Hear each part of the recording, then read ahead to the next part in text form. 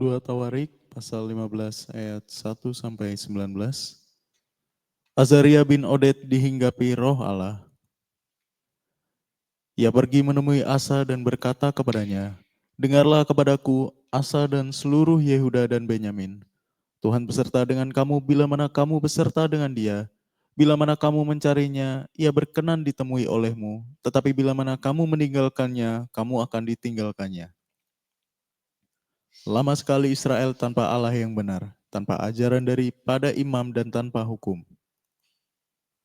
Tetapi dalam kesesakan mereka berbalik kepada Tuhan, Allah orang Israel. Mereka mencarinya dan ia berkenan ditemui oleh mereka. Pada zaman itu tidak dapat orang pergi dan pulang dengan selamat, karena terdapat kekacauan yang besar di antara segenap penduduk daerah-daerah. Bangsa menghancurkan bangsa, kota menghancurkan kota, karena Allah mengacaukan mereka dengan berbagai-bagai kesesakan. Tetapi kamu ini, kuatkanlah hatimu, jangan lemah semangatmu, karena ada upah bagi usahamu.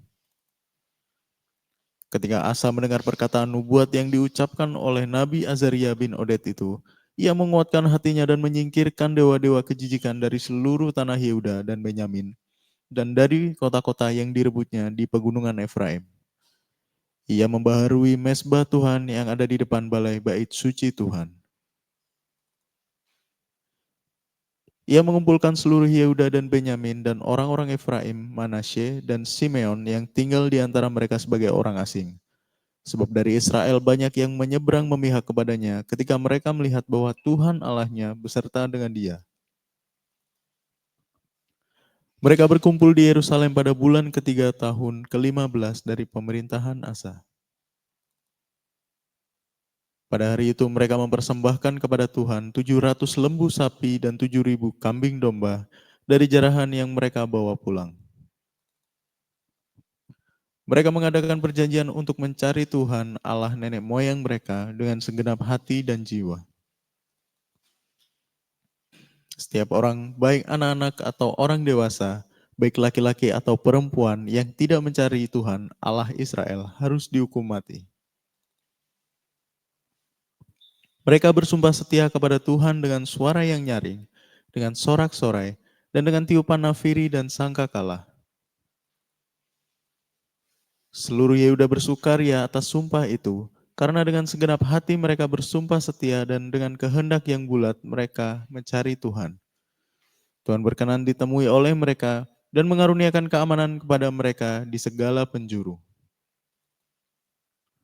Bahkan Raja Asa memecat Maaka neneknya dari pangkat ibu suri, karena neneknya itu membuat patung Asyera yang keji. Asa merobohkan patung yang keji itu, menumbuknya sampai halus dan membakarnya di lembah Kidron. Sekalipun bukit-bukit pengorbanan tidak dijauhkan dari Israel, namun hati Asa tulus ikhlas sepanjang umurnya. Ia membawa persembahan-persembahan kudus ayahnya dan persembahan-persembahan kudusnya sendiri ke rumah Allah, yaitu emas dan perak, serta barang-barang lain. Tidak ada perang sampai pada tahun ke-35 pemerintahan Asa.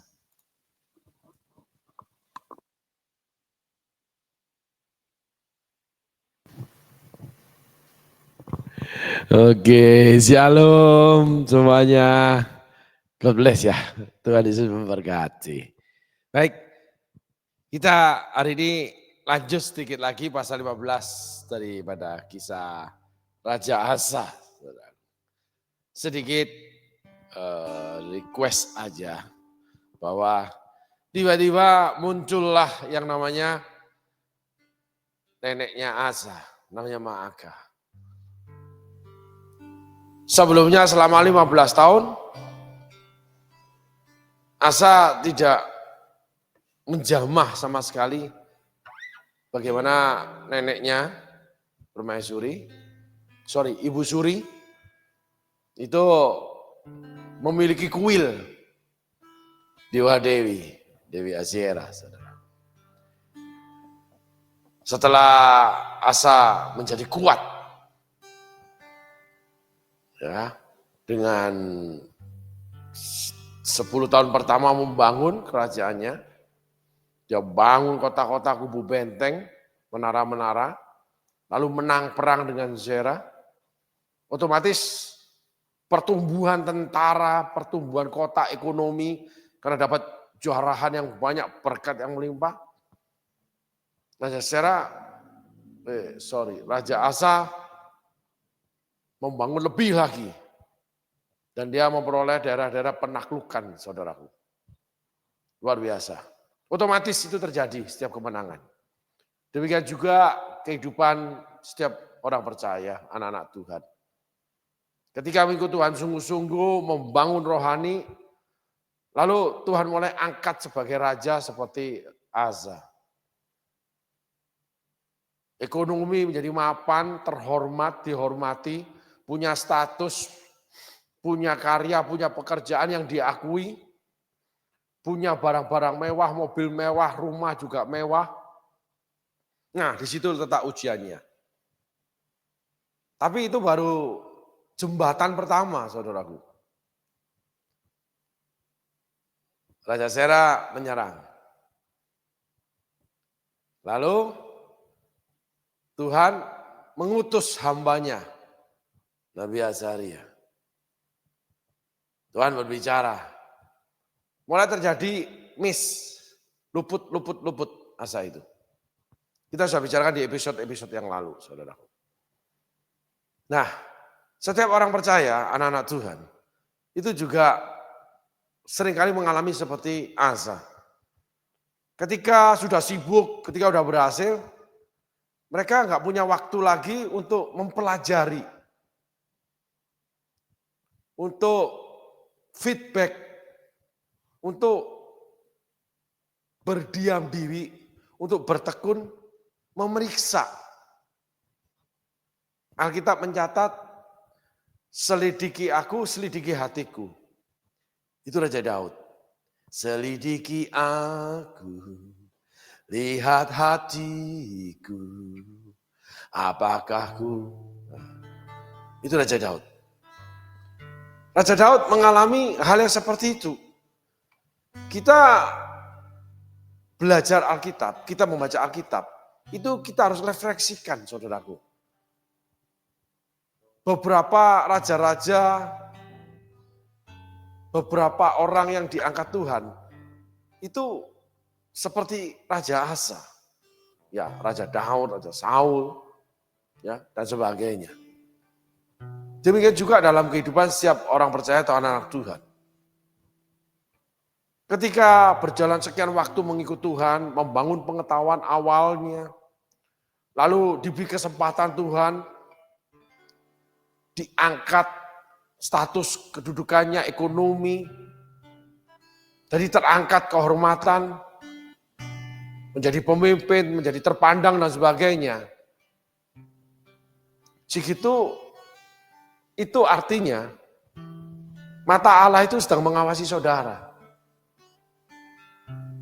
Aku Allah penguji, aku akan menguji setiap batin anak manusia. Alkitab mencatat itu, saudara. Nah itulah saudara mulai memasuki ujian. Cinta saudara ini berdasarkan apa dan sebesar apa? Ataukah seperti buih? Seperti minuman bersoda, soft drink, seperti bir, yang demikian cepatnya saudara mendapat berkat itu, demikian cepatnya Tuhan angkat. Asa itu dalam waktu sekejap jadi raja, saudara. Harta yang cepat didapat akan cepat pula hilangnya. Alkitab mencatat, saudaraku, bukan perkataan kita hamba Tuhan. Jadi harus waspada.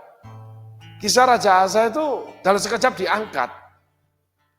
Kalau boleh menasihati atau pemikiran daripada setelah merenung firman Tuhan. Kalau menilik beberapa orang yang melalui proses,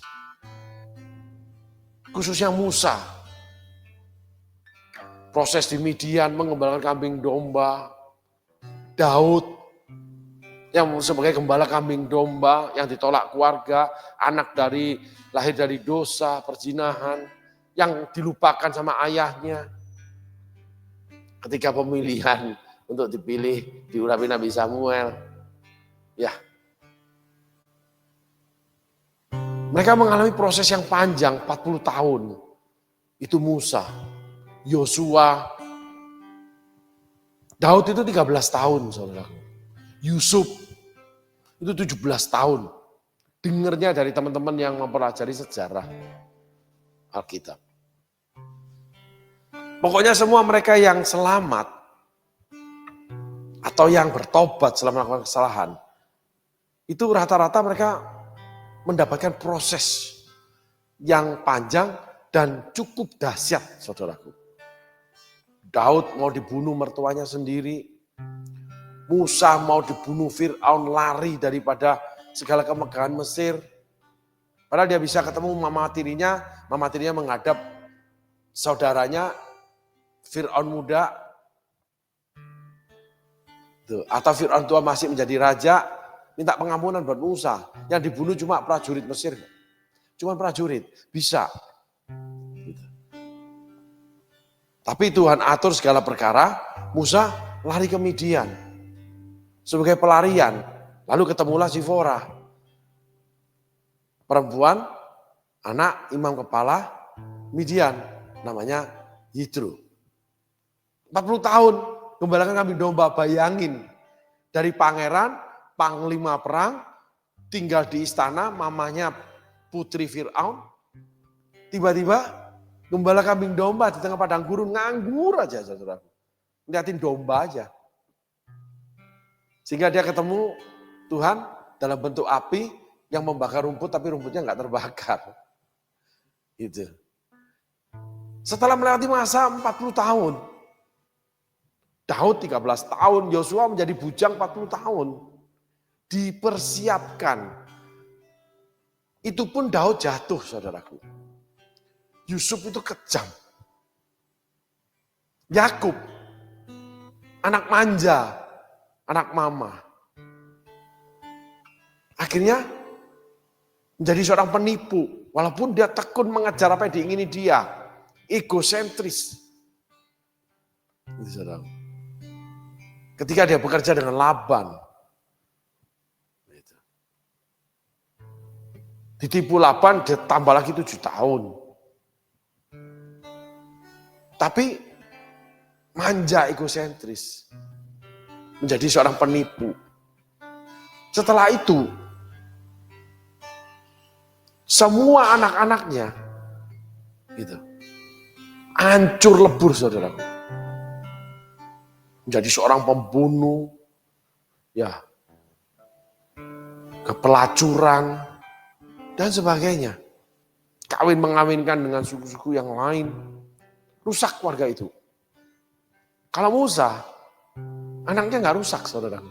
Padahal ditinggal lama loh, saudaraku. Bagaimana Allah itu menjaga anak-anak Musa.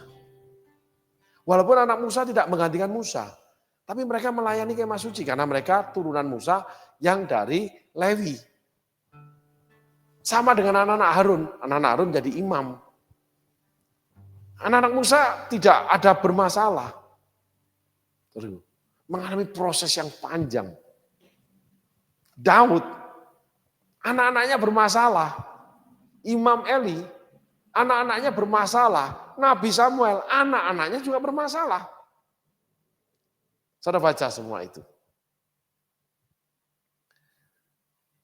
Tetapi Musa anaknya tidak bermasalah. Saul anak-anaknya tidak bermasalah, saudaraku.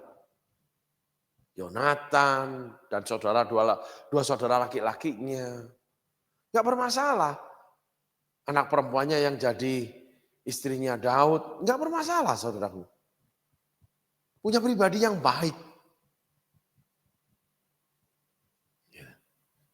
Bagaimana Alkitab itu variatif sekali, saudaraku. Sehingga kita harus titik demi titik menemukan mutiara-mutiara itu. Ada perkaranya, ada sebabnya, ada alasannya kenapa ini terjadi. Demikian juga Asa. Asa dalam waktu singkat dia menjadi raja. Lalu dalam waktu 10 tahun Allah manjakan dia, quote and quote. dipagari dengan keamanan sampai tahun ke-15, sampai tahun ke-35. Allah bekerja rata menjaga Asa. Tapi hasil akhirnya Asa malah meninggalkan Tuhan. Ketika Tuhan memberkati kita, memakai kita, terus stabil, itu cenderung kita menjadi Asa. Menganggap kecil berkat Tuhan, menganggap enteng Tuhan, menganggap enteng pelayanan, menganggap enteng firman Tuhan, menganggap enteng hamba Tuhan.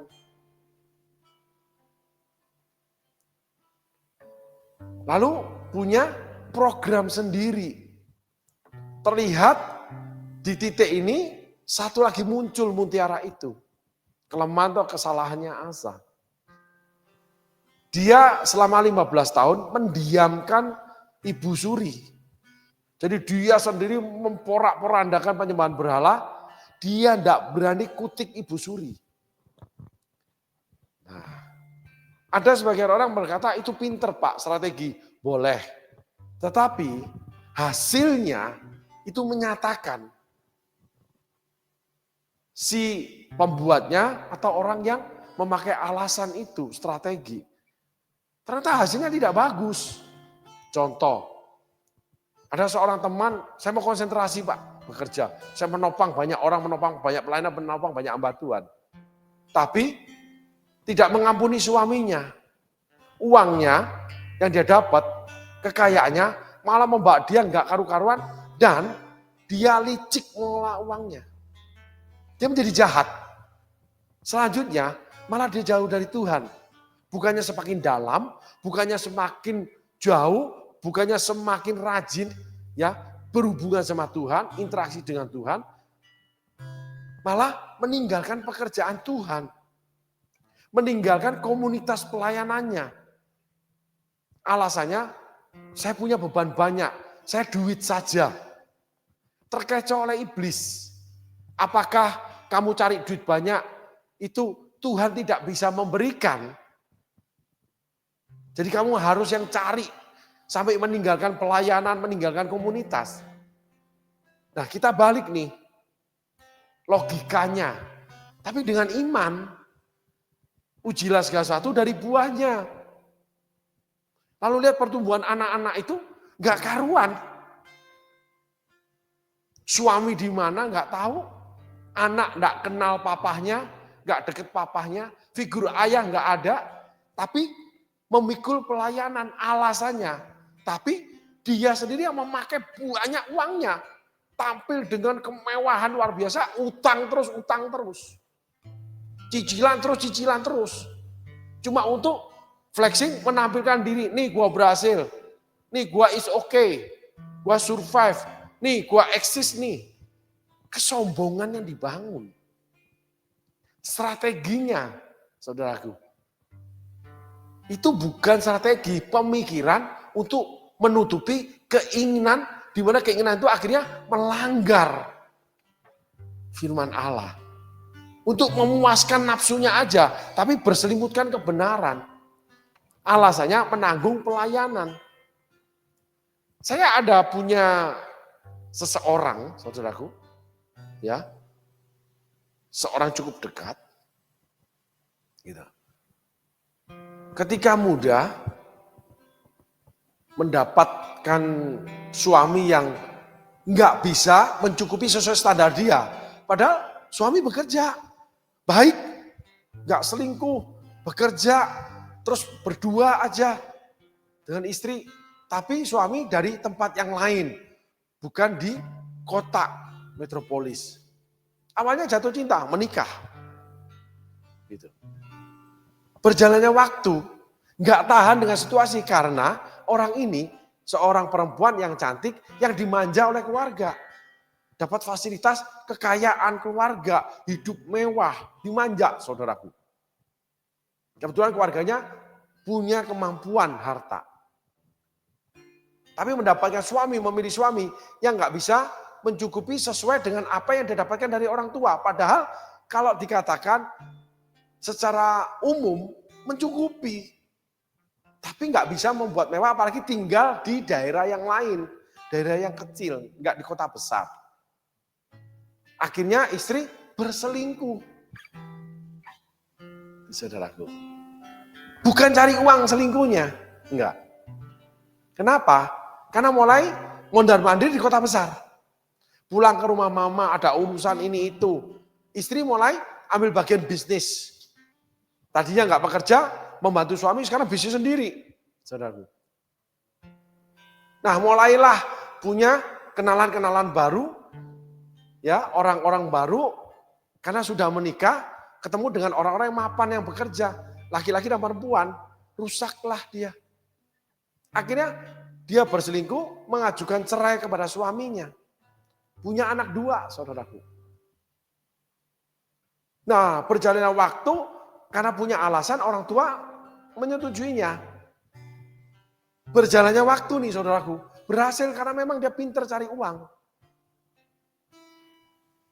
Setiap kali kalau marah dengan anak, dia selalu berkata, ini saya dengar berkali-kali, berpuluh kali saudaraku.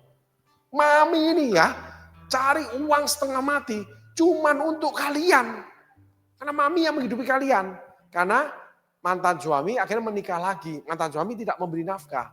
Karena mantan suami yang dicerai. Gitu saudaraku.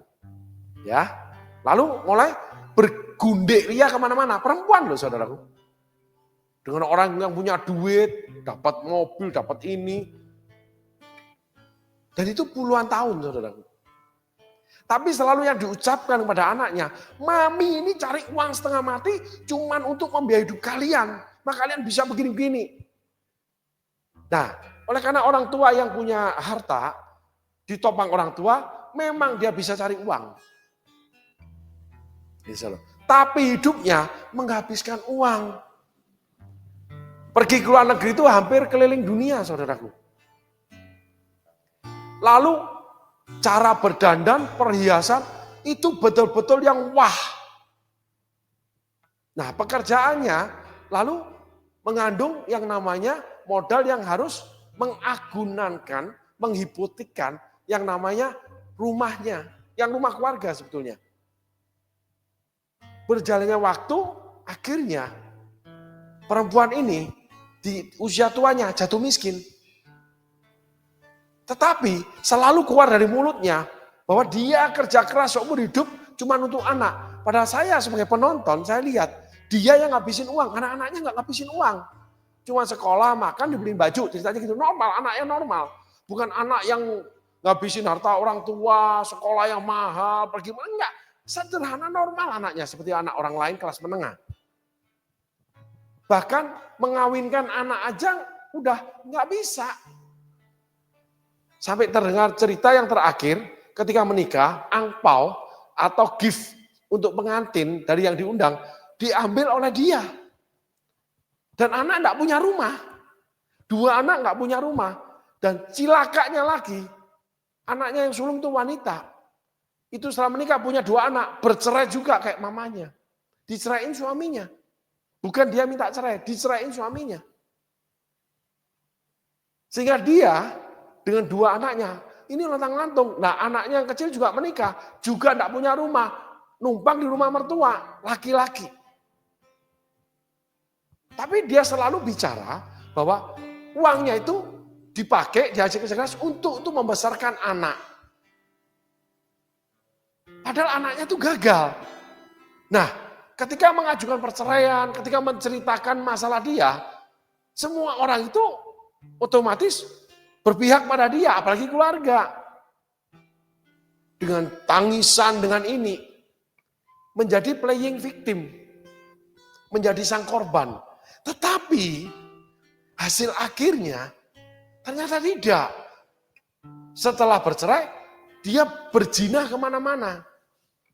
Digundek, saudaraku. Dengan orang-orang yang punya duit semua. Ternyata dia mata duitan. Nah, ketika dia katakan dia kerja untuk anak, sampai mati pun sampai sekarang, bahkan bukan sampai mati, sampai sekarang, itu rumah yang dia punya, itu disita bank. Nggak punya rumah. Setelah sekian puluh tahun, hasil tidak membohongi pribadimu. Hasilnya seperti itu, saudaraku. Nah, sampai sekarang kalau ngomong itu selalu dia itu menjadi korban anak. Gitu. Dulu itu korban daripada pernikahan. Selalu bicara korban dengan berlinangan air mata. Tapi sesungguhnya kita penonton tahu dia itu kerja dapat duit itu banyak, saudaraku. Tapi semuanya habis untuk keserakahan dia. Dia pakai sendiri. Foya-foyanya dia. Dan saya lihat ada beberapa orang seperti itu, saudaraku. Enggak laki-laki, enggak perempuan. Nah, Asa ini seperti ini. Selalu memakai strategi terlihat baik, terlihat rohani, terlihat mau mati buat Tuhan. Tapi ketika dia sudah berhasil dan meningkati keberhasilannya, akhirnya pribadinya menjadi bobrok. Pribadinya tidak datang lagi kepada Tuhan. Sederhananya itu begitu, saudara. Buah itu keluar di akhir, saudaraku. Dari buahnya lah kamu tahu mereka siapa. Itu Yesus yang ngomong. Ujilah segala sesuatu dari buahnya. Dari buahnya lah kamu tahu mereka itu siapa. Nah, itulah Asa. Asa itu ternyata pinter, cerdik, dan licik. Gak terlihat. Jadi, saudaraku, banyak anak-anak Tuhan yang ketika awal mengikut Tuhan, kelihatan tulus, ikhlas. Jujur dan mau mati buat Tuhan. Kekristenan itu bukan awal. Kekristenan itu perjalanan. Dan buahnya akan terlihat kesungguhan dia menjadi anak Tuhan, menjadi pelayan Tuhan, menjadi orang bendahara Tuhan atau apapun. Di hasil akhir. Karena Tuhan akan genapi firman-Nya. Ternyata Asa ini dalam segala kegerakannya dia nggak kutik yang namanya ibu suri. Dan masih ada itu berhala-berhala. Di mana dia tidak singkirkan. Jadi ada 3 nih ceritanya nih Asa ini. Yang pertama dia singkirkan, setelah Nabi Azaria datang, dia singkirkan lagi, berarti masih ada. Setelah itu masih ada yang tidak disingkirkan. Salah satu punya ibu suri. Jadi orang ini cuma sebetulnya setengah. Tapi gebrakannya kayak gempa bumi. Tetabuhannya nyaring banget. Tapi sebetulnya di dalam pribadinya yang dikerjakannya nggak seperti itu. Kisah Asa, Allah itu mencerminkan, memberikan namanya pewahyuan yang di dalamnya itu ada yang tersirat cerita itu. Asa itu enggak sepenuhnya dari 3 kali yang namanya tentang berhala sampai yang keempat masih ada berhala itu. Asa singkir pertama dari itu, setelah itu Nabi Azaria, lalu Maaka, lalu masih ada tempat-tempat berhala di Israel. Masih ada. Sesungguhnya Asa itu melakukan segala sesuatu menjaga supaya tetap untung. Sehingga cinta Asa kalau boleh dibicarakan itu transaksional, saudaraku. Di awal kalau boleh diceritakan, diumpamakan orang yang datang kepada Tuhan karena mendengar dapat kesembuhan, diberkati, ada pemulihan dan sebagainya. Ya itu benar Tuhan kerjakan. Tetapi ada yang lain yang namanya proses panjang. Sampai menjadi buah. Sebagai contoh nih saudaraku ya. Yang namanya benih gandum. Gitu. Kalau tidak mati, tidak akan bertumbuh dan berbuah. Tuh. Nah coba kita tengok nih. Benih gandum itu gimana sih? Kita samakan dengan namanya beras, nasi atau padi. Perjalanannya. Setiap benih itu harus dikeringkan. Harus kering saudaraku. Dalam konteks ini ya, pembicaraannya. Setelah kering ditaburkan. Kan jatuh dari pohon ke atas tanah, lalu dia menjadi kering. Ya. Nah, setelah itu dia akan diinjak atau ditekan masuk ke dalam tanah. Jadi orang itu harus turun ke bawah dulu. Ya. Buah itu jatuh, lalu di dalamnya ada bijinya. Harus bagus, lalu jadi tidak bagus. Kalau kita melalui benih gandum ini ya, termasuk Asa, Daud. Nah, ketika jatuh, kan nggak langsung diinjak, nggak langsung masuk tanah. Ada hewan lewat, ada manusia lewat, nggak sengaja terinjak, baru dia masuk tanah. Nah, setelah masuk tanah, dia butuh air. Maka datanglah air hujan. Atau makhluk hidup yang lain, hewan-hewan, mengeluarkan air, menyirami tanah di mana benih itu ada. Quote and quote, pipislah. Nah, setelah mendapat air, benih itu tumbuh di dalam tanah. Di dalam tanah. Maka Daud dikatakan seperti tunas di tunggul Isai. Daud itu tumbuh sebelum jadi raja. Yaitu di ladang, dia main gambus dan kecapi memuji Tuhan. Jadi ketika saudara belum dipakai, belum diangkat, saudara belum siapa-siapa, saudara sudah ada di gereja. Saudara sudah mengenal Tuhan, sudah bernyanyi untuk Tuhan, sudah baca Alkitab. Saudara itu benih, saudaraku. Nanti saudara tumbuh menjadi tunas, tapi nggak kelihatan, belum. Tunas itu nanti keluar dari tanah baru kelihatan. Nah, benih ini mengeluarkan akar. Akar ini mencari air. Lalu tumbuhlah yang namanya tunas. Sampai menembus tanah, keluar ke udara terbuka. Itu ceritanya. Tetapi tidak semua benih, tidak semua biji tumbuh sampai bisa berbuah. Kenapa? Ada yang diinjak mati, ada yang dimakan. Seleksi alam. Jadi menjadi Kristen, mengikut Tuhan, menerima Yesus, berjalan bersama Tuhan, melayani Tuhan, bekerja untuk Tuhan, itu ada proses alam natural, kill or to be kill.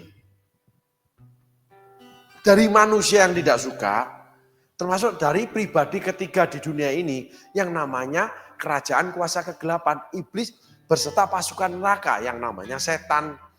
Di mana mereka punya pemerintahan, penguasa, roh-roh jahat di udara. Baca bukunya Rasul Paulus. Mengikut Tuhan itu nggak semudah itu. Nggak kamu punya keinginan, terus kamu kejar jadi, kamu bebas dari yang namanya natural. Proses alam, tidak. Seleksi alam itu terjadi. Tidak semua yang namanya benih yang dilepaskan pria itu menjadi bayi. Tidak semua bayi itu mampu keluar dari rahim ibunya hidup-hidup. Ada yang mati di kandungan. Ada spermatozoa itu yang enggak bisa hidup sampai di pada yang namanya buah rahim daripada ibu. Enggak semua. Seleksi alam, saudaraku. Hati-hati dengan pemikiran yang namanya punya tujuan. Lalu tujuan tercapai itu sudah menyenangkan Tuhan. Tidak.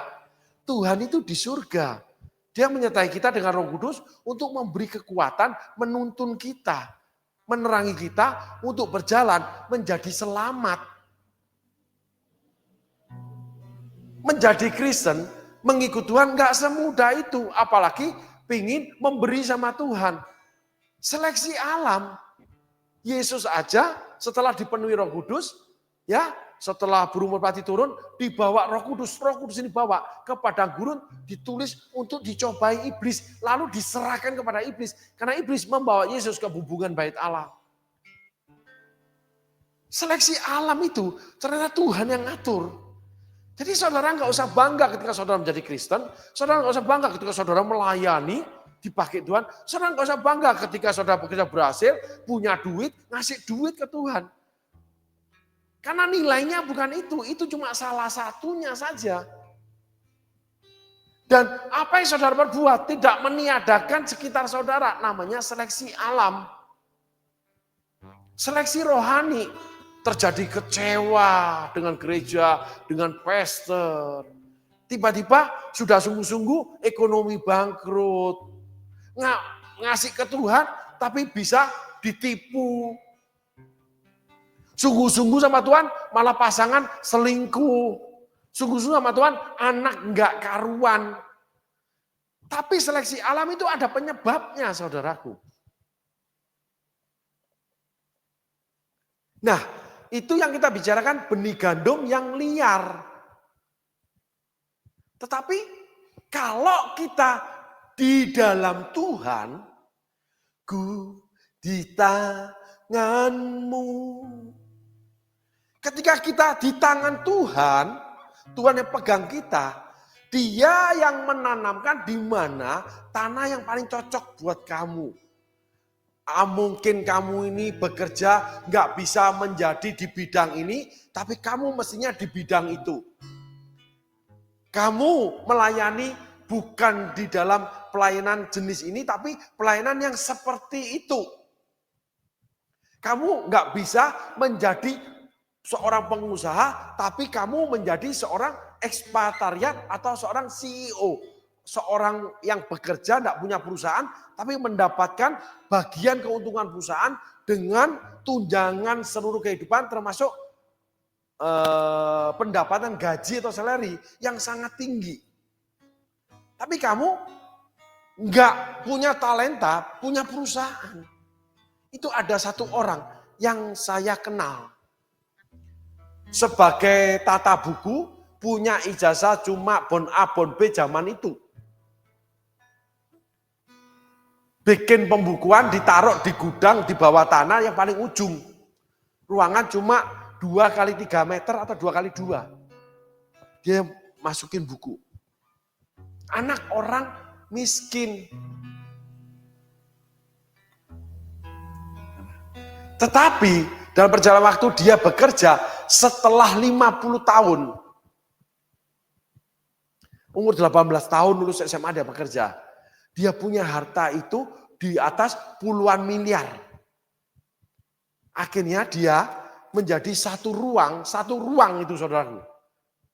Bersama owner, big boss, pendiri perusahaan. Yang hartanya sudah mencapai namanya di atas puluhan triliun. Tapi dia tetap bekerja menjadi orang kepercayaan bos. Dia menyelesaikan perkara-perkara yang bos tidak bisa selesaikan. Dari kantor yang paling ujung di bawah tanah, 2x3, satu ruang dengan big boss. Kantor utama. Gajinya ya udah puluhan miliar saudaraku. Tapi tetap namanya karyawan. Karena talentanya selama sekian puluh tahun, 50 tahun lebih dia bekerja. Itu menyelesaikan yang namanya perkara-perkara yang nggak bisa diselesaikan oleh bos. Dan memang orangnya jujur. Sehingga setiap bos mengalami masalah, dia bisa selesaikan. Diberikan talenta, itu selalu bisa menemukan jalan keluar. Dan selesai masalah itu. Sehingga karirnya naik. Benar-benar istilahnya menjadi kembaran bos, penasehat bos yang selalu dengar anak bos sendiri. Sangat hormat, takut. Karena perusahaan itu sebelum menjadi perusahaan yang puluhan triliun, itu masih perusahaan kecil. Dia kerja di sana. Tuhan yang menempatkan di perusahaan itu, Tuhan yang memberikan talenta itu bukan menjadi pendiri perusahaan, pemilik perusahaan. Tidak diletakkan di perusahaan yang lain. Kenapa? Karena di dalam hidupnya, keluarga ini, pria ini punya istri yang kantongnya selalu memberi kepada Tuhan. Dari tunjangan bulanan sampai beliin rumah, beliin apartemen, beliin mobil. Menjadi alat di dalam tangan Tuhan. Tetapi Allah di dalam tangan Tuhan, dia di tangan Tuhan. Karena suami istri ini rajin ke gereja, istrinya rajin ke persekutuan kemana-mana. Setiap hari ngomongnya Tuhan. Dan memang buahnya mereka sekarang hidup itu betul-betul berhasil. Suami udah pensiun, tapi hartanya banyak. Kemana-mana cuma untuk hobi foto, dia bawa kamera kemana-mana ikut lomba foto. Udah tua, nenek-nenek, kakek-kakek nih. Buahnya luar biasa. Banyak hamba Tuhan lahir daripada ketika dia beri uang. Salah satunya saya, saudaraku. Sekitar 13 tahun hidup saya ditunjang. Saya dibeliin rumah, dibeliin mobil. Setelah itu mandiri saya. Saya bagaimana melihat keluarga ini di tangan yang tepat. Karena memang hidupnya cuma bekerja, suaminya. Nah, istrinya menjadi ibu rumah tangga dan ibadah di dalam tangan Tuhan.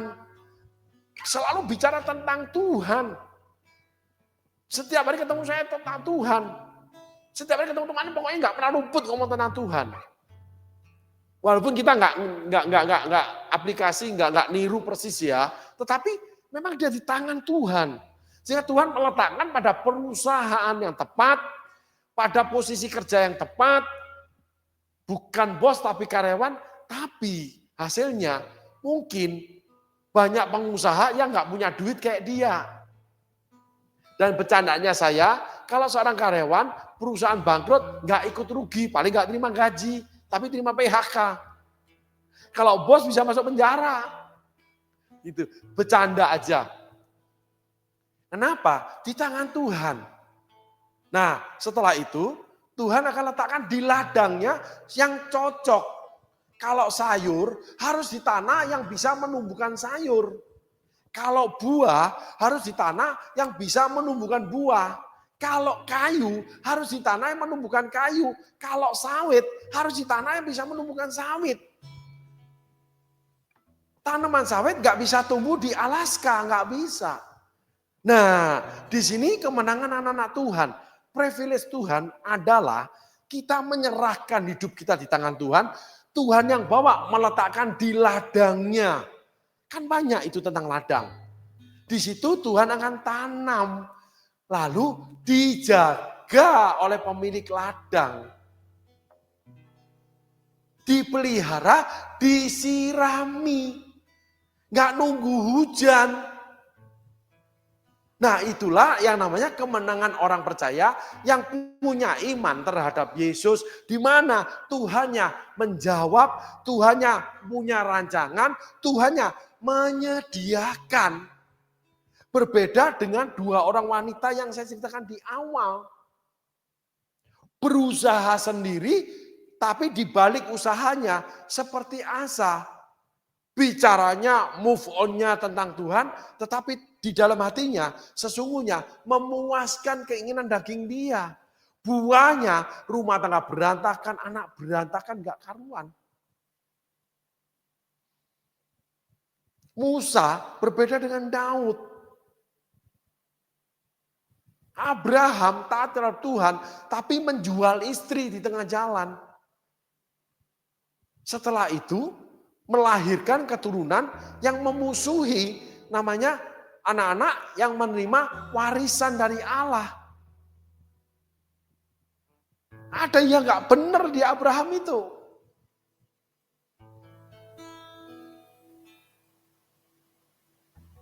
Lalu Ishak melahirkan dua anak yang berantakan. Yakub berantakan, Esau lari. Ada yang gak benar ini. Nah, kita belajar tentang Asa, itu yang tersembunyi di dalamnya. Kalau Abraham, Ishak, Yakub, Esau itu kelihatan, tertulis. Tapi ada yang tersirat, saudaraku, bukan tersurat. Ternyata setelah kita membaca 3 pasal, yang masuk pasal kedua udah muncul, kok ada berhala-berhala yang belum dimusnahkan. Ternyata Asa memakai strategi. Ternyata Asa cuman setengah. Yang mana yang cuan, yang mana yang untung, itu yang diambil. Bahkan Asa mengurangkan persembahan kepada Tuhan. Yang nanti seterusnya Asa mengambil harta rumah Tuhan. Akhirnya Asa sakit, gak minta pertolongan Tuhan. Akhirnya Asa menghadapi masalah, gak minta pertolongan Tuhan. Hatinya sudah gak di Tuhan, sudah di hidup yang mapan nyaman, zona nyaman, comfort zone. Kenapa? Hidupnya statis. Gak ada aksi dan reaksi. Beda dengan Petrus. Petrus sampai akhir melahirkan karya pelayanan yang luar biasa. Karena memang up and down. Ada aksi dari Petrus, ada reaksi dari Tuhan. Petrus juga mengadakan reaksi kepada Tuhan. Paulus juga sama, Musa juga sama. Kalau Daud ketika nggak ada reaksi dari Tuhan, Daud melakukan aksi. Di mana Tuhan langsung bereaksi, mengirim Nabi Nathan. Daud selamat. Kalau Asa tidak. Kalau Saul tidak, 40 tahun menang terus. Gak ada salahnya. Coba saudara cari salahnya Saul selain salah kepada Tuhan. Gak ada. Anak 3 laki-laki menjadi panglima. Anak perempuan menikah baik-baik, tidak berzina.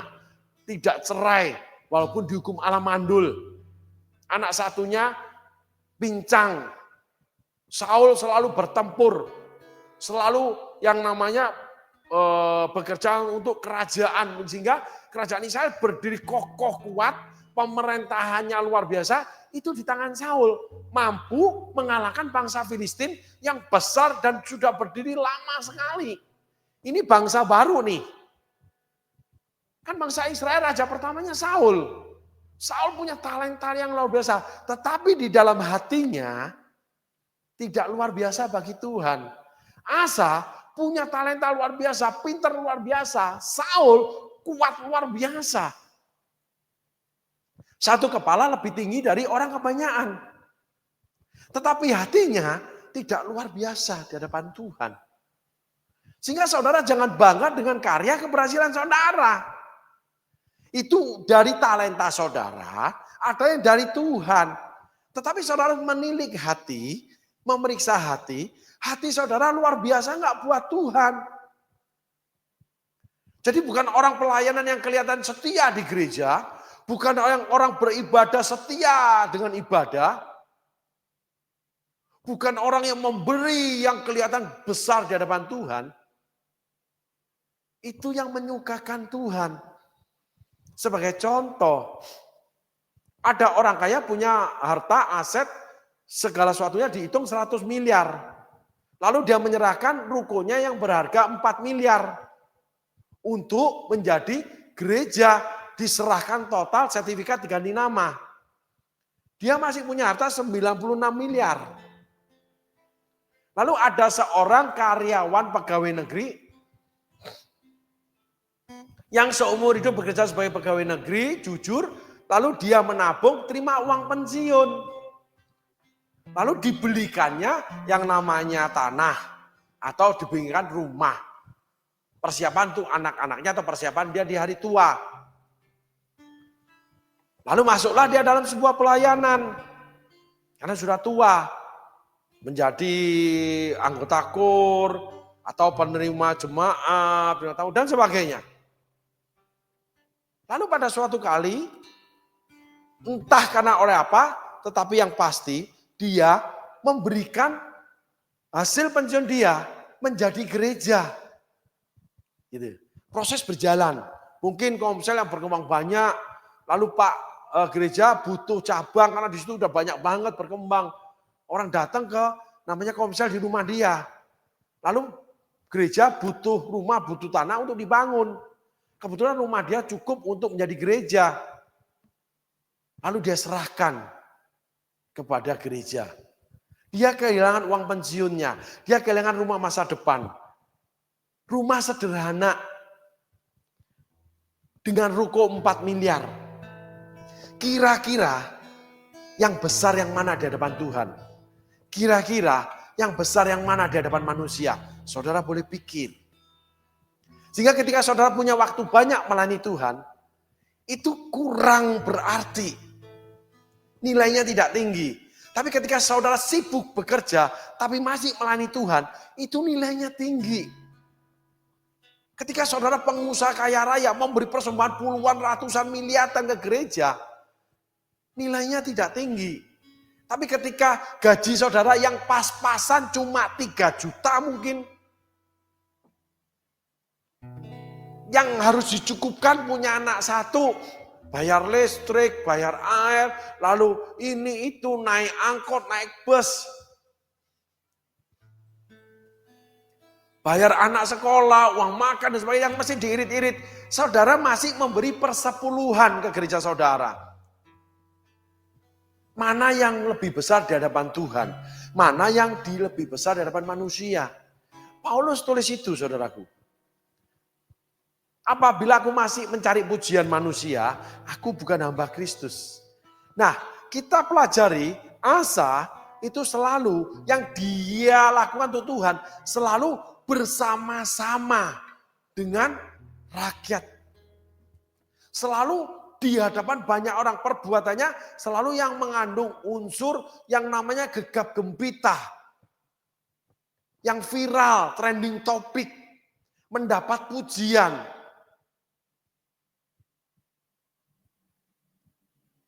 Loh, Tuhan senang.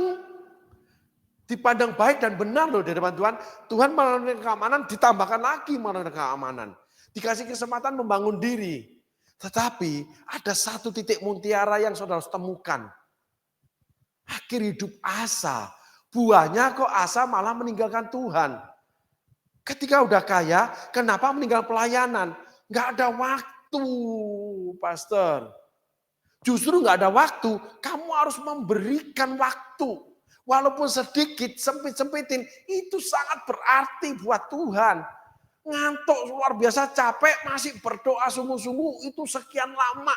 Sampai ketiduran, itu yang berarti di hadapan Tuhan. Bukan pengangguran yang berdoa senantiasa, mengaku berdoa syafaat, tapi dia nggak bekerja. Bukan full timer yang menyediakan waktu 24 jam, tapi kerjanya males. Lebih baik pengusaha yang nggak punya waktu, tapi mau menyediakan waktu buat pelayanan. Bukan orang kaya yang memberikan jumlah yang sangat besar kepada seorang pastor membawa pergi luar negeri. Sedangkan uangnya berlimpah, tidak ada yang namanya kekurangan. Karena memberi dalam kelebihan. Tetapi ketika orang itu menyempatkan, sesak tapi masih mau memberi, itulah yang berharga di hadapan Tuhan. Janda miskin 2 peser 1 duit.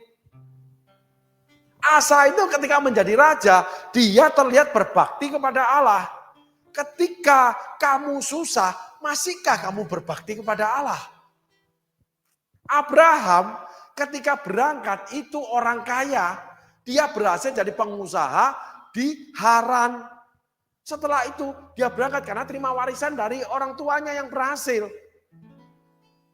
Orang tuanya itu pindah ke Haran dan berhasil. Maka dijuallah seluruh harta itu. Abraham berangkat, mendapati kelaparan. Dia masuk Mesir, jual istri. Orang yang seperti ini loh yang dipilih Allah. Waktu kelaparan. Tapi pada satu kali lagi, nanti ketemu satu raja lagi. Dia juga jual istrinya karena takut dibunuh. Orang ini orang baik kah? Coba saudaraku renungkan. Jangan melihat perbuatan Asa bagaimana menyingkir berhala. Lalu saudara itu wow luar biasa ya Asa ini. Enggak. Jangan melihat orang yang bergerak di gereja memberi persembahan besar. Tidak. Semuanya itu akan terungkap ketika hasil akhir. Ketika saudara dipanggil pulang nantinya. Perjalanan saudara mengikut Tuhan itu dari depan sampai ke belakang. Itu tetap enggak yang namanya kasih mula-mula. Nah inilah tantangan, inilah ujian, inilah yang diberikan Tuhan kepada setiap anak-anak Tuhan yang dikatakan free will. Silahkan kamu lakukan. Tuhan suka kamu memberi. Tapi kalau terhitungkan di bilangan yang terbaik, kamu seperti janda miskin 2 peser 1 duit. Kalau kamu diberikan hak menyebut statusmu sebagai rasul ke-13 seperti Paulus, kamu harus mengikuti langkah Paulus. Kalau kamu mau ngomong bahwa aku bekerja untuk menanggung beban gereja, kamu harus lihat Aquila Priscilla. Kamu jangan menjadi Anania Safira. Nah, ini kebenaran ini yang harus kita tonton, kita pelajari, kita resapi. Sehingga tidak boleh ada satu orang pun bermegah. Yang membuat tatanan gereja, tatanan pelayanan, itu semua itu terstruktur sesuai Alkitab. Enggak cuma orang punya duit yang diberikan pelayanan. Yang dihormati di gereja. Dan orang punya duit enggak boleh minta dihormati. Lalu mengatur-ngatur gereja, mengatur-ngatur pastor. Karena asa pertama mulai menasehati Tuhan.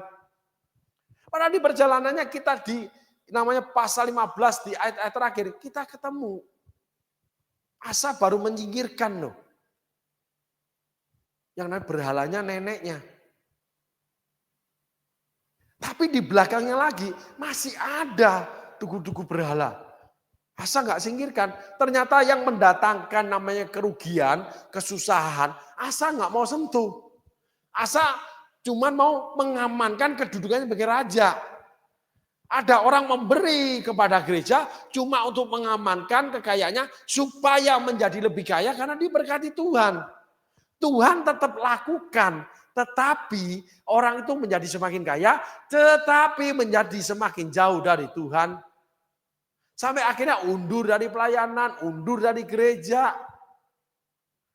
Akhirnya menetapkan diri seperti kawan ini, saya mau cari duit saja. Coba tolong dicari di Alkitab, mana yang tertulis Allah menginginkan kita berusaha kerja keras, mencari duit untuk diberikan kepada Allah. Berarti Allah itu memandang manusia, anak-anaknya dijadiin budak cari duit. Tidak. Konsepnya enggak begitu. Kenapa bisa menjadi begitu? Karena memang orang ini mau duit. Lalu kalau meninggalkan Allah, jauh dari Allah, undur dari pelayanan, undur dari gereja, orang ini tidak mau Allah, mau duitnya Allah. Maka iman dan kasihnya cuma transaksional. Ketika udah kaya, nggak peduli lagi. Ketika suami miskin, nggak peduli lagi. Ketika gereja bermasalah, nggak peduli lagi. Saya mengalami hal ini, saudaraku. Bagaimana harta pelayanan dirampas, saudaraku. Harta rumah Allah itu diambil, saudaraku. Lalu bagaimana rumah Allah sedang kesulitan, orang yang dibesarkan itu malah nggak peduli dengan rumah Allah.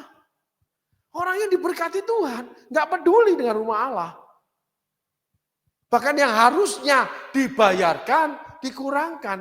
Bahkan yang harusnya dikembalikan, itu dicicil, diirit-irit, saudaraku. Sedangkan dia hidup dalam puncak-puncak keuangan. Ketika susah, datang sama Tuhan, datang ke gereja, dibantu sama gereja. Nah ini terjadi, saudaraku. Dan banyak. Sehingga gereja akhirnya di dalam seakan terlihat uang aja. Karena memang di dalamnya ada perputaran uang. Nggak ada gereja yang nggak butuh uang. Nggak ada seorang pastor yang nggak butuh uang. Nggak ada seorang pastor yang nggak ingin anaknya itu diberkati. Nggak ada pastor yang mau anaknya pegang namanya mangkok lalu minta makan orang di tiap perempatan jalan. Tidak. Dia tidak ingin anaknya dikirim makanan dari jemaat yang kaya supaya bisa makan. Tidak. Seorang pastor itu seorang manusia biasa yang ingin hidup juga nyaman. Tidak hanya jemaat yang suka tidur di AC. Tidak. Tidak ada jemaat yang tidak menikmati punya mobil. Tidak. Semua manusia yang dipakai menjadi alat saja. Tetap manusiawi kita ini. Sehingga bagian-bagian itu semuanya termasuk spirit, semua keadaan itu harus terstruktur rapi sesuai dengan firman Allah yang tertulis. Yang dimana kita bisa uji dari hasilnya atau buahnya. Bukan terhadap orang lain saja. Tetapi terhadap hidup kita. Apa yang kita lakukan? Semua kok untuk aku ya. Alasannya untuk anak. Loh sekarang kok aku nggak suka terus ya sama pastor ya. Apa yang diputuskan dilakukan. Karena aku sudah memberi kontribusi uang yang besar. Kok aku sekarang nggak punya hati di pelayanan ya? Karena aku sekarang punya duit banyak. Dulu pergi nih, karena sama-sama miskin, kereta yang miskin. Beli nasi bungkus 10.000 yang dari jendela kereta, yang dari daun pisang. Dulu makan sama-sama di lantai. Sekarang nggak bisa. Dulu kumpul-kumpul seneng jalan sama pastor, seneng karena pelayanan. Sekarang nggak bisa. Dulu punya uang 100.000 diserahkan semua. Sekarang uang 100 miliar ya diminta cuma sama Tuhan 10 miliar aja. Nggak bisa. Banyak orang kaya yang pura-pura di gereja mengabdi sama Tuhan, tapi kantongnya tidak pernah keluar sesuai ukuran struktur Alkitab. Maka ada gereja yang jemaatnya kaya-kaya, gerejanya kurang duit. Orang kaya kan berarti penghasilannya besar. Lah persembahannya bagaimana? Saya bukan promosi persembahan. Ini Alkitab saudaraku. Hukum yang Allah tetapkan. Lalu ada ribut di gereja soal uang, aset. Kan lucu. Saya mengalami saudaraku. Ketika beberapa waktu yang lampau saya membangun pelayanan. Lalu pelayanan saya bangun itu diberkati Tuhan. Gedung megah terjadi. Saya keluar itu cuma bawa koper. Bukan diusir. Tidak sakit hati. Bukan memegahkan diri. Tetapi itu prinsip. Di awal adalah perjanjiannya. Bahwa saya terima berkat uang dari kamu. Saya nggak mau di luar itu. Jadi ketika saya melayani datang. Kamu berkati saya. Persembahan. Selesai. Nah ternyata akhirnya pada tahun kesekian dibangunkan oleh Tuhan melalui anak-anaknya. Gereja yang megah, mewah saudaraku. Saya keluar cuma bawa koper baju saya. Sama barang-barang kecil yang saya beli. Yang lainnya nggak ada saudaraku. Padahal saya ditawarkan itu 2 sertifikat. 1 sertifikat untuk saya, untuk Bapak ya. Karena kita sama-sama membangun. Oh enggak. Saya tetap tamu. Bukan sekali lagi untuk memegang dia atau saya itu lebih baik, tidak. Nggak tahu kenapa kok saya pilih itu keputusannya. Dan itu ada beberapa faktor memang. Yang bukan negatif, tidak, saudaraku. Dan sampai hari ini, ya Tuhan tetap bekerja. Cuman seringkali Tuhan tuh ingetin. Ketika saya rewel, saudaraku. Riwil mulai. Keadaan kurang enak sedikit gak suka. Seperti Daud diingetin. Dari mana kamu aku ambil hai Daud? Dari kambing gembala domba. Yang tidak diingat ayahnya sendiri. Karena dia anak perzinahan. Ibu Daud berzina laki-laki lain. Cuman ayahnya memaafkan ibunya. Tapi Daudnya itu anak perzinahan. Karena ditulis di Alkitab. Dari dosaku dikandung ibuku.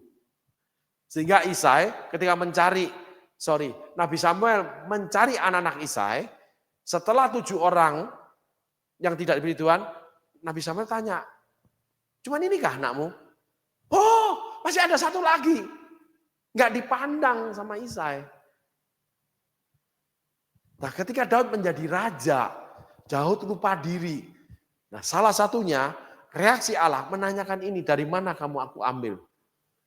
Dan seringkali Allah mengingatkan saya ketika saya rewel, ketika saya mulai sombong, memandang rendah sesuatu, mulai rewel dalam pelayanan, mulai wegah-wegahan karena capek, karena ini. Tiba-tiba terbersit aja itu. Dari mana? Ya karena memang kita dari orang gagal, anak jalanan, tidak sekolah, ditolak orang tua, ditolak saudara, apalagi orang lain. Keset masih lebih berharga, saudaraku. Seringkali mau mati di jalan dari SMP yang umur 14 tahun, sudah ke pelacuran, sudah merokok kebut-kebutan di jalan, tidur di jalan saya. Di Jakarta kumpulnya dengan preman yang akhirnya diculik, dibunuh. Lalu saya berdiri di sini memberitakan firman dengan baju yang bagus, udara yang sejuk karena ada AC, ruangan yang memang diberikan Tuhan untuk dimiliki, yang namanya studio. Dari mana? Sebelum ikut Tuhan nggak pernah menghasilkan, malah merepotkan, merugikan, dan menyusahkan semua orang.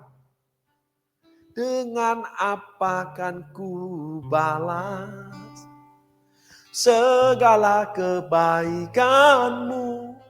Sehingga teman saya itu sering saya godain. Kakimu jelek banget gaya. Walaupun punya duit banyak, mobil mewah, rumah mewah. Nggak ada artinya loh di depan Tuhan. Dan saya mengikuti itu, saya sering candain. Kalau lihat jempolmu tuh jijai, jempol kayak kepala penyu. Gede saudaraku, jelek gitu. Kan ditutupi pakai high heel. Kaya. Tapi kalau pribadinya nggak kaya, dia terhilang saudara. Kalau dia undur pelayanan, dia memberi tidak seperti dahulu. Yang begitu pelayanan butuh, denger aja butuh, langsung dia tangani. Khususnya soal keuangan saudaraku. Luar biasa artinya. Tetapi terdengar berita dari surga. Hari ini seenaknya sendiri. Memberi seenaknya sendiri. Kapannya seenaknya sendiri.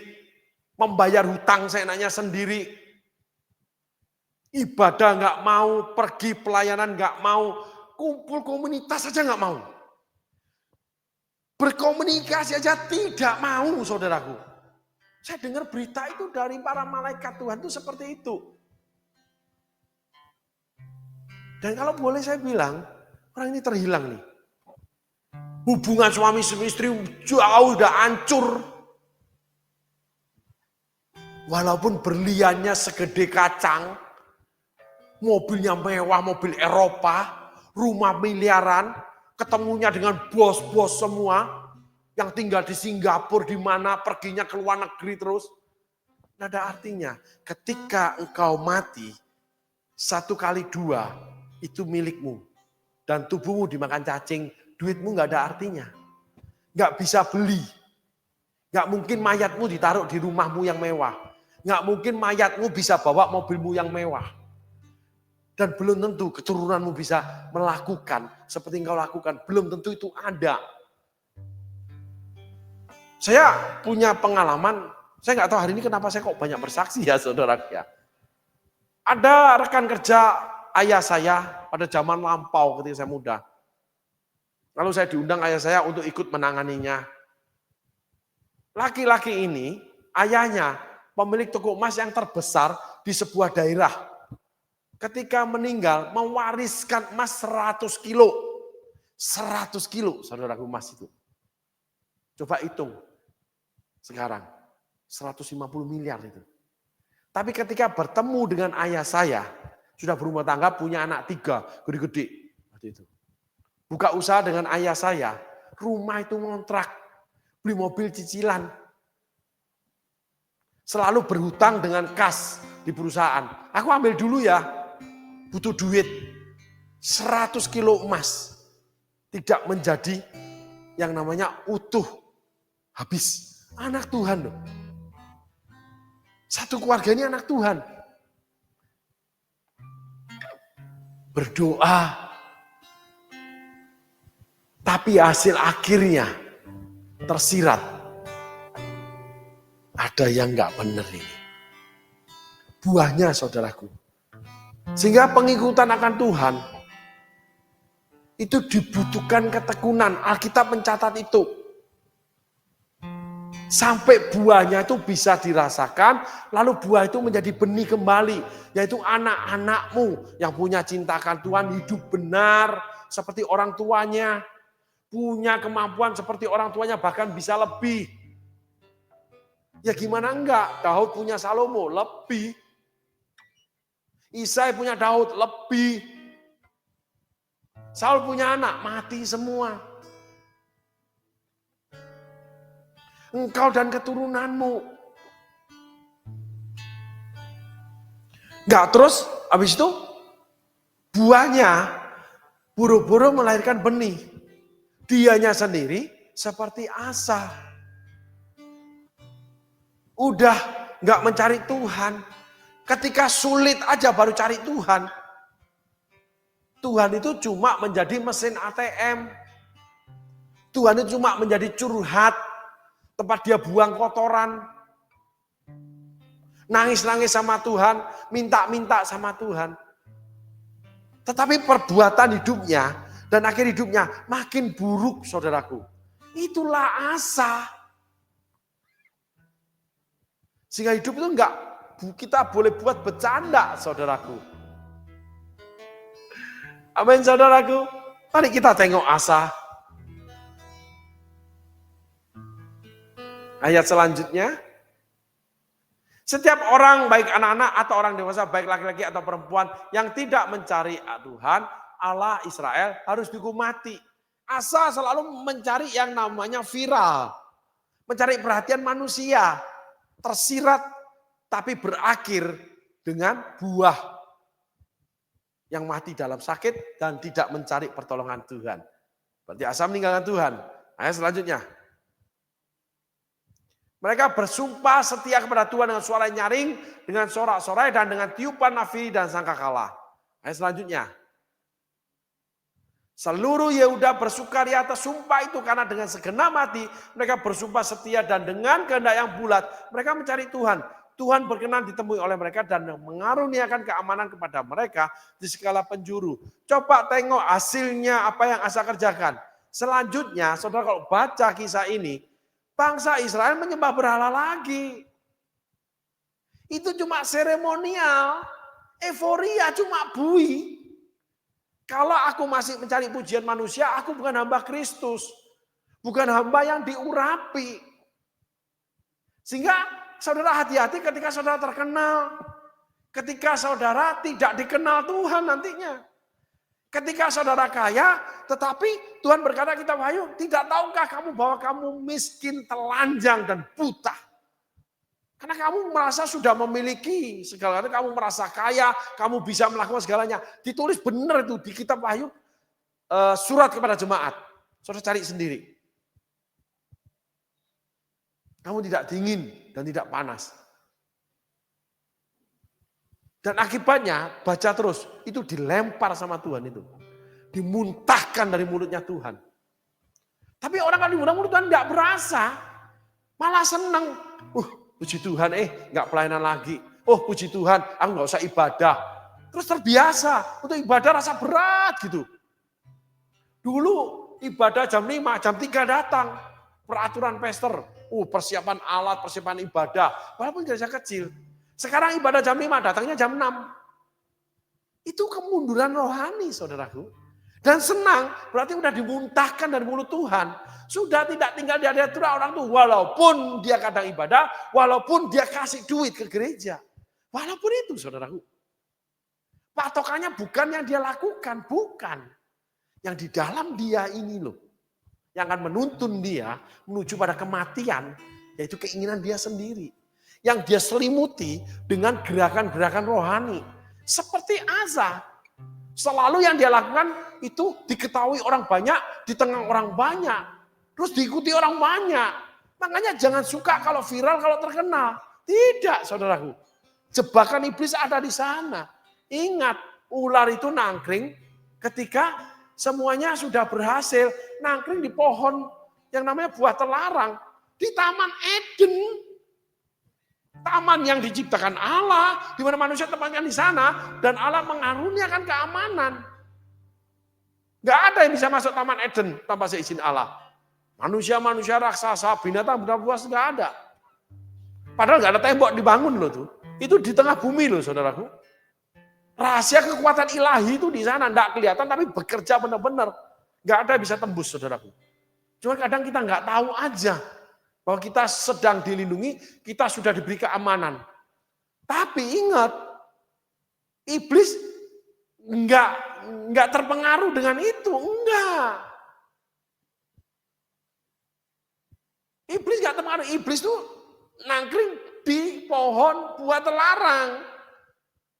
Itu artinya saudaraku, di tengah keberhasilan saudara, di tengah ketenaran saudara, di tengah kekayaan saudara, yang saudara pun menyebut Tuhan, iblis itu ada di dalam itu semua. Keberhasilan, kekayaan, ketenaran dan sebagainya. Ada.